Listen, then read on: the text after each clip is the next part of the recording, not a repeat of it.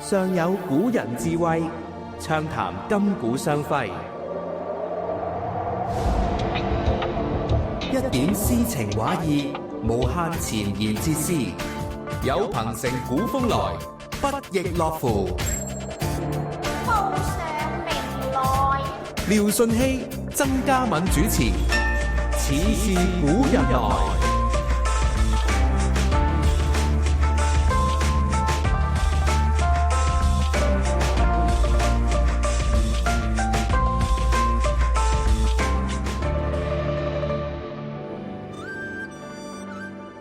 歡迎收聽《似是古人來》，我係嚟自文教組嘅曾嘉敏，直播室亦都有我嘅拍檔廖順熙博士。大家好，係廖 Sir 你好啊！咁上個禮拜呢，我哋就因為迎呢個清明節同埋寒食節嘅關係呢，我哋就講咗好多上山啦、拜山啦、墳墓啦，同埋孝義嘅。但係上個禮拜呢，礙於篇幅嘅關係呢，其實我哋有好多孝嘅古仔呢，仲未及同大家分享。不如呢個禮拜我哋繼續嚟。好啊，亦都可以反思一下，係咪呢一啲以前嘅故事或者係觀念，而家仲啱用？我自己啦，有一個概念咧，好想釐清嘅。我哋成日都話24孝，究竟係咪要做足24樣嘢，我哋先至叫做盡咗孝道咧？我覺得唔係嘅。嗱，第一樣嘢咧，嗰24孝嘅故事，大家而家睇翻咧，可能會當笑話咁聽嘅。舉兩個啊，第一個我諗大家都好熟噶啦，餓兵就求鯉，係咪啊？係養其親啊！第一，你冰天雪地剝咗件上衫，真係餓咗落去，就算你唔死啊，都唔一定有條鯉魚啦。咁但係當然個故事到最尾都係孝感動天，就正如我哋細細個讀啊愚公移山咁，點都會動天咧。然後有啲神人嚟幫你移走座山嘅。我諗取其精神嘅面貌咧，就唔需要太過考證佢嗰個故事嘅內容。咁可能仲有一啲我哋借用嘅價值嘅。又或者有一個啊，唔知好多小學生都讀過噶，有冇聽過叫做老來子棄採魚親嘅故事啊？哎呀，我未喎，呢個願聞其詳。幾得意喎！呢個就係話老來子咧就年已70啦，咁佢咧就爸爸媽媽更老啦，係咪啊？90望百嘅，咁佢成日咧就以採衣採氣咧去魚親作嬰兒狀，就70來歲咧都係爛漫天真咁以取悅佢嘅父母嘅，因為佢如果後生嘅話咧，父母就唔覺得老啦嘛。咁呢一個個故事當然亦都有好多人取笑啊，有乜可能啊？咁但係呢一種叫咩啊？就係識溫嘅表現啦。咩叫識溫咧？即係用你自己嘅和顏悅色，好舒服嘅，令到父母覺得自己我仲會有生存嘅動力嘅。咁呢種都係一種孝嘅表現嚟嘅。所以講到咧24孝咧，其實並唔係咧就有24個條款咧，需要啲爸爸媽媽去守足咧，去先為之24孝老豆。其實24孝咧就係嚟自於元代嘅《國居敬》咧所編錄嘅，裏邊咧就收錄咗咧24個歷代唔同嘅孝子，佢哋有唔同嘅角度啦、唔同嘅環境啦，或者唔同嘅遭遇咧，佢哋行孝嘅故事而成嘅。其實全名咧就叫做《全相24孝詩選》。咁有興趣嘅朋友仔咧就可以去自己揾下，究竟呢24孝嘅故事咧有啲咩可以借鏡到嘅地方咯。咁但係我哋就算讀勻呢24孝嘅故事，阿廖 Sir，我哋追溯翻個本源。孝敬呢個根本其實係啲咩嚟嘅咧？都係嘅，個根本係咩咧？都係嗰一種反饋而且感恩嘅心咯。或者咁講啦，24孝嘅故事，大家覺得好偏頗喎，或者係到讚嘅。我哋講翻孝經啊，係咪啊？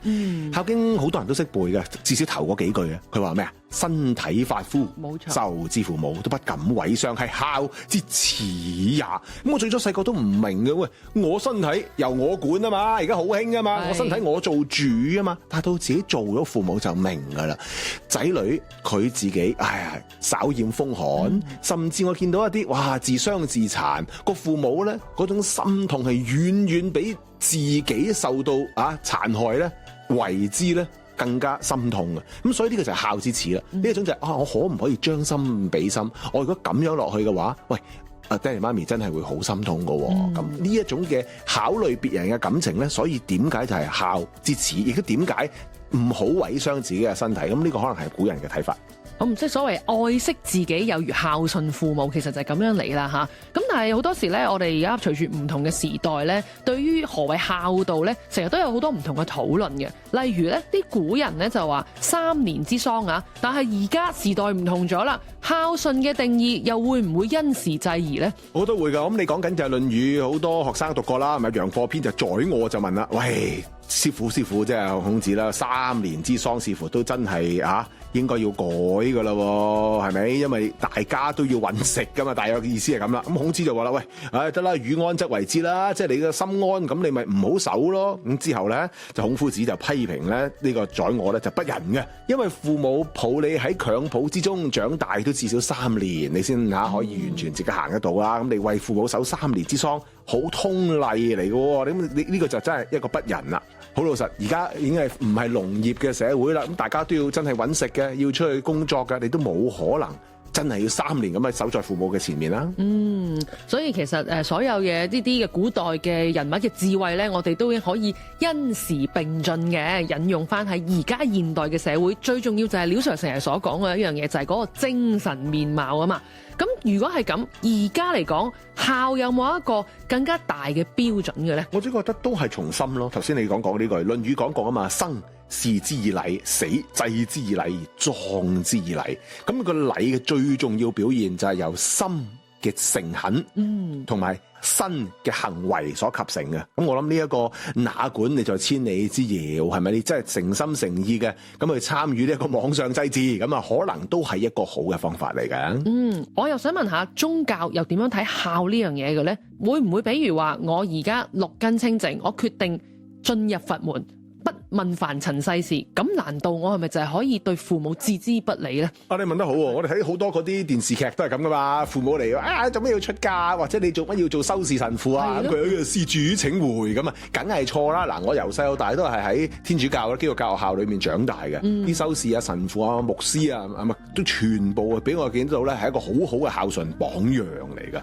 至於你講到佛門啊，係咪電視劇最中意噶啦？施主請回啦，唔係噶嗱，至少你見得到地藏經就唔係咁講啦。咁啊引啦，地藏菩薩可能好多聽眾都會知道噶啦，係咪？此生度盡方證菩提啊嘛，即係我要度盡晒所有人。成部地藏經咧，可以話係一個佛門嘅孝經嚟噶。佢嘅主角咧就係一個叫光目嘅孝女啦，因為佢媽媽咧生前咧實在做咗好多殺業啊，咁所以咧就落咗去地獄啦、無間道啦。咁所以成個故事就係講下光目如何去拯救佢嘅媽媽，同佢媽媽點樣去離開呢啲業報啊。咁所以佛門亦都係講孝嘅。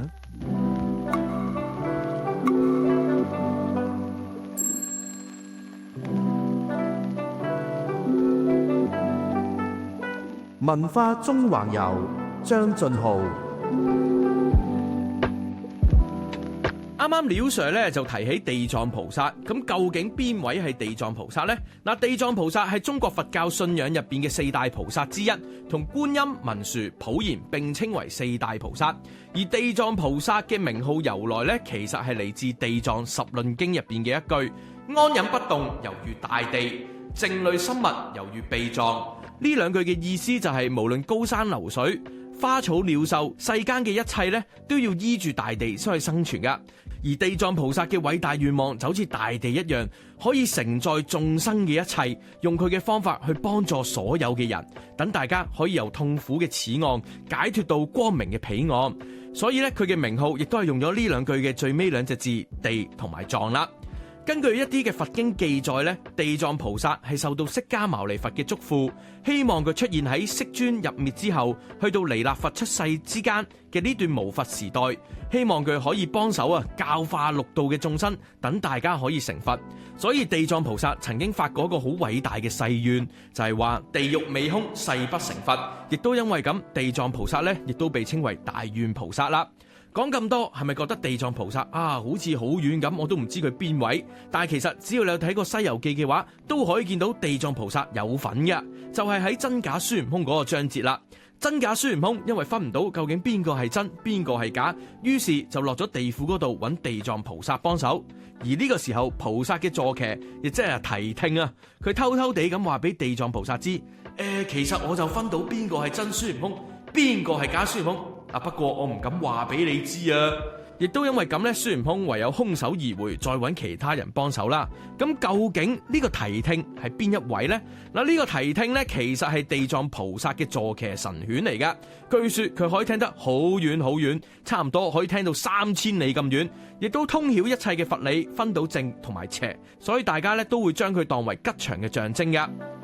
而喺日本咧，地藏信仰亦都非常流行嘅。江戶時代更加咧會將地藏嘅佛像咧當係兒童嘅守護神，希望保佑呢啲產婦分娩平安啦，同埋湊小朋友嘅時候咧一切順利。去到現代嘅日本，佢哋更加會將地藏菩薩咧象徵交通安全嘅。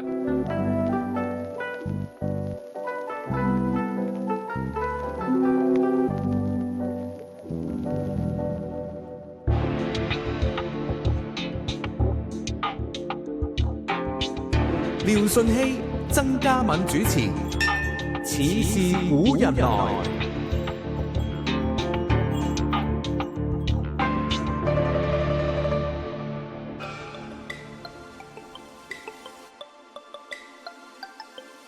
咁我哋頭先就講咗好多何謂孝啦，廖 Sir， 咁有冇何謂不孝嘅咧？因為我記得咧，孟子就有講過不孝有三啊。咁呢度所謂嘅三，其實係邊三樣嘢咧？呢個問得非常之好啊！嗱，大家都成日都話啦，不孝有三就無後為大。第一個問題係邊三先？第二，無後咪真係為大先？嗱，呢個好多學者係我就大件事啦，係啦，就真係大件事啦。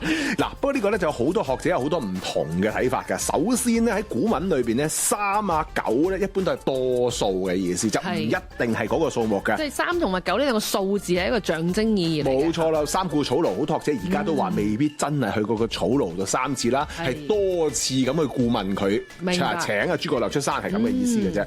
所以呢句說話不孝有三，無後為大咧嘅本意可能係不孝嘅表現有好多嘅，其中咧以不能盡到後輩嘅責任咧就為最大啦，可能係咁嘅意思嘅，係啦。咁跟住後來咧，東漢嘅趙岐喺13經注疏嘅批注裏邊咧，可能誤會咗嘅，佢真係覺得無後為大係冇後人嘅。咁但係佢嘅注釋咧亦都值得參考嘅。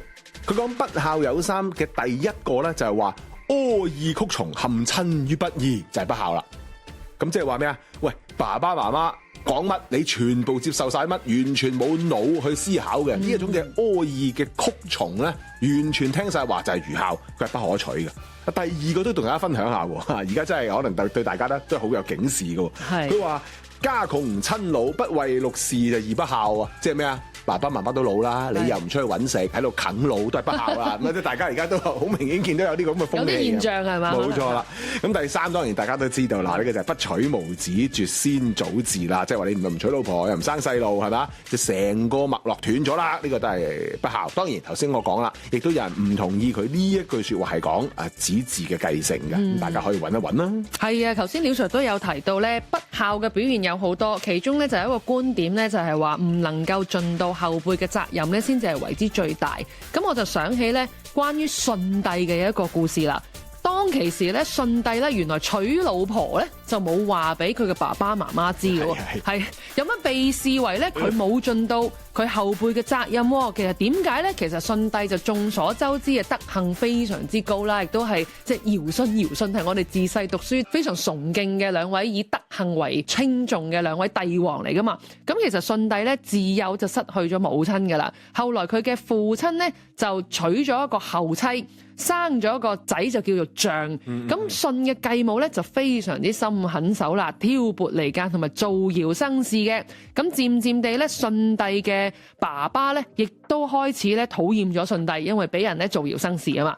咁呢個舜帝嘅父親啦、繼母啦同埋阿仔叫做象咧，呢三個人咧就多次企圖咧就謀害呢個舜帝，每次咧都不能得逞。但儘管如此咧，舜帝咧其實依然都無怨無悔，繼續盡心盡力咁樣咧事孝至親嘅。咁所以都引申咧，後來就係廖 Sir 頭先有提到啦，東漢嘅趙岐咧就不認同呢一個不孝有三咧，係講緊冇盡到後輩嘅責任為大㗎，因為喺佢眼中咧，應該舜帝嘅呢個表現咧就係一種愚孝嘅表現嚟嘅。咁啊，嗱呢啲嘅劇情咧，其實由帝舜嘅故事啦，一路講到近代粵語長片咧，都其實係不斷咁重複㗎啦。咁啊，大家可以就係即係酌量取之咁啊，斟酌咁去消化啦。但係肯定係孝嘅咧，我自己覺得咧，從孝順去到孝養，必然要有孝敬嘅。咁但係咪真係孝成啦？即係子承父業啦？呢個而家嘅現代社會咧，有可能未必嘅。你見到好多而家呢啲主席係嘛，傳個位俾個仔啊，咁佢可能揾個係啦世襲，但係佢揾個 CEO 比自己更加叻出嚟嘅喎。佢既做到孝成，但係又維持到個家業，咁又何樂而不為咧？頭先你講咧遞信咧，反而令我諗起一樣嘢，唔知大家知唔知咧？我哋中國都有個孝子節㗎。呢個唔知喎。係啊，有母親節就好合理啊，即係父親節啊，咁有孝子節嘅咩有嘅，咁就相傳咧都係大家認知嘅盂蘭節同一日或者早一日。哦，其實係同一日，其實除咗盂蘭之外咧，亦都能夠稱之為孝子節嘅。但係我所知咧，呢一日咧，亦都係叫中元節㗎噃，又叫鬼節添，係咪啊？所以我覺得呢一日係好特別嘅，簡直係人鬼神佛道 fusion 大派對嚟嘅。嗱，中元節咧，跟住道家嘅講法咧，其實又係7月15嘅。咁啊，佢係地官大帝，即係帝舜嘅生日啦。咁天官大帝就係堯啦，禹咧大禹啊，治水嗰個啊，就係呢個水官大帝咁話。咁喺道教嘅眼中咧，7月15咧都係超度父母嘅亡魂，咁都係孝嘅一個表現。咁既然係咁講到啦，好多嘅聽眾都話：咦，嗰日唔係盂蘭咩？盂蘭節即係鬼節咯。嗱，其實盂蘭嘅意思咧唔係鬼嘅，係梵語嚟嘅，係解祭賭員啊，即係接濟一啲賭員喺地獄啊，或者係生命非常痛苦嘅亡魂，或者係先人，或者係人啦。簡單講，都係一種救助別人嘅一個表現嚟嘅。咁跟住先會再附會落去就係，咁啊最多賭員生命極苦嘅，當然係地獄啦。咁跟住咧就再講到咧就講地獄鬼門關開啊咁嗰集。咁但係成個無論係中元節咧、孝子節咧，乃至到盂蘭啦、鬼節咧，其實都係講過一種推愛去救人，由父母至親一路推己及人對其他嘅眾生嘅一種表現嚟嘅。所以點解大家當日咧就會去祭祀祖先啊、啲地官大帝啊，同埋啲無主孤魂咁解啦？就係其實就表達我哋嘅慈悲同埋我哋嘅孝敬。係啊，我細個都問過啲老師㗎，我話嗱，我父母去祭啦，但係佢就口中裏邊咧就已經祖父母或者祖父母啦，都功德咁多，早應該上咗天啦，點解仲要拜嘅咧？佢係答唔到我嘅。咁但係其實咧，呢個都係一種表現自己又係飲水思源啦，慎終追遠嘅表現嚟嘅。咁啊，中元節嘅由來咧，其實就自細咧聽咗好多說法嘅。頭先我哋又聽到同阿帝舜有關係啦，係咪都有一個古仔咧，都同中元節咧係好有密切關係嘅？就係目連救母嘅故事啊！冇錯，呢個都係來自佛說盂蘭盆經啦。咁就話大目犍連咧就哇咁啊得到六通，咁啊欲度父母喎。咁但係咧好可惜啊，咁啊父母已經生於餓鬼道中。嗱，呢度就有講下佛經啦。原來餓鬼咧點解佢咁餓咧？就因為佢所有嘅食物咧見得到咧都卜一聲變成灰炭，就不能夠入口啊。所以大家見到嗰啲敦煌壁畫啊，乃至到佛經嘅壁畫嘅形象咧，嗰啲餓鬼都係條頸好細長嘅，個肚好鬼大嘅咁樣啦。咁所以咧，哎呀，咁佢就已經有神通啦。咁佢真係攞咗缽飯咧，就去以享其母，啲意思就係去餵飼其母啦，係嘛？哇！媽媽一倒嗰缽飯食未入口，字未入口啊，即刻化成灰炭啊！咁目連梗係向佛陀求救啦。咁啊，佛陀教佢啦，嗱，咁你7月15號咧就攞啲飯啦，係咪啊？五果啦等等咧，就盛喺一個盤裏邊咧，咁先供養十方嘅大德嘅僧眾，咁咧然後咧就再透過某啲儀式咧就可以幫到佢啦。咁大致係咁樣。即係將嗰啲功德咧就回向俾翻佢個母親同埋其他嘅亡者，咁咧就可以幫佢哋解除咗一啲罪孽同埋痛苦咁嘅由來啦，係咪咁嚟？係啊，咁想，所以你見到好多嘅無論佛經啦，定係中國嘅故事咧，其實都係互相有抄襲或者係互相有發明嘅，咁所以嘅故事係差唔多。但係嗰種追本溯源嘅孝子心態咧，孝子精神咧係一致嘅。咁我又想請教阿廖 Sir 啦，我哋頭先講咁多孝嘅觀念咧，其實都離不開咧由下而上，就係我哋講緊我哋做仔女嘅就要向上孝順父母，甚至及至我哋嘅祖先咁講。咁但係調翻轉啦，嚟到現今嘅世代，我頭先都講啦，即係孝啊，隨住時代嘅演變咧，其實都應該與時並進噶嘛。我又聽過好多咧父母咧反過來咧，佢唔係淨係單方面要求仔女咧向上為佢哋表現孝行，而係佢哋咧都會有一個愛嘅表現，係希望可以令到自己，例如我而家就要保重身體，我而家就要發展興趣，希望自己可以做一個快樂樂嘅老人，為嘅除咗係自己有一個開心嘅生活之外咧，更重要嘅一點咧，佢哋最核心嘅價值係我唔希望成為我嘅仔女嘅負擔。同意啊，因為從來我覺得呢一啲情感啊、倫理啊，都係一種雙向嘅責任嚟噶嘛。即係你父慈先可以子孝啊，你教得好書，啲學生先會尊敬你噶嘛。所以而家移民究竟係咪不孝咧？我見到好多節目都有做過噶，因為以前我哋《論語》係咪嘅年代講父母在，不遠遊。遊必有方，即係話父母喺度咧，我哋唔會去到好遠嘅，而有遊嘅地方咧，一定都話俾佢聽，你真係要去遠行啦，都會有個方向話俾佢聽，或者有個目的嘅。咁你移民係為咗你自己嘅下一代可能嘅睇法，或者係更加好嘅生活，咁呢個都係遊必有方。個關鍵就係你有冇好好地做到溝通啦。我自己本身好多學生都係嚟自內地同埋外國噶，但係佢喺交流嘅時候啊，我都見得到佢咧。最緊要打電話咧，真係有幾個都令我幾感動嘅。原來唔係打俾女朋友嘅，係 WeChat 叫微信啦，就俾翻個父母去同佢哋傾下偈，報平安咁啊嚇。佢又唔係報平安咁簡單，佢真係同個父母關鍵就係呢個位啦。如果報平安咧，就純粹我喺度嘅啫。佢係同個父母去分享，佢成個旅程嘅當中嘅點滴同埋艱辛嘅。有一次我好記得個學生情。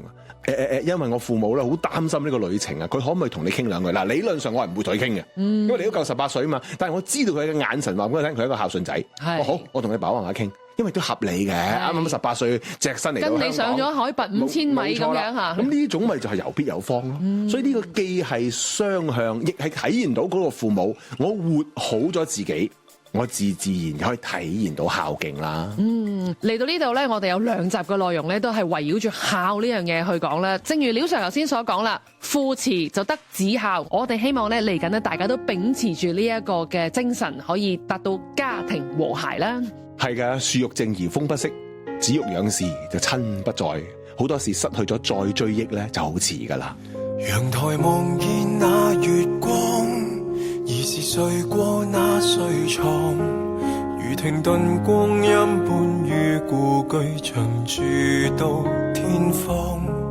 唯獨是你那目光，開始比照片淡忘，如提示我歲月總愛催人沒法反抗。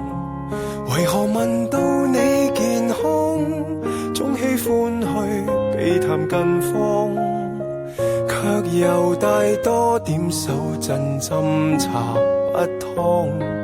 為求別怪我為生計緊，只偶然來往，把握不了共聚時光。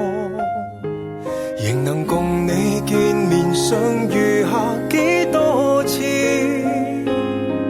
多一天更少下次，是我恐怕未能及時共進晚飯，共懷念消失那日子。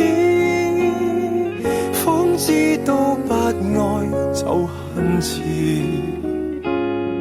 時候若不早，不可再不在意。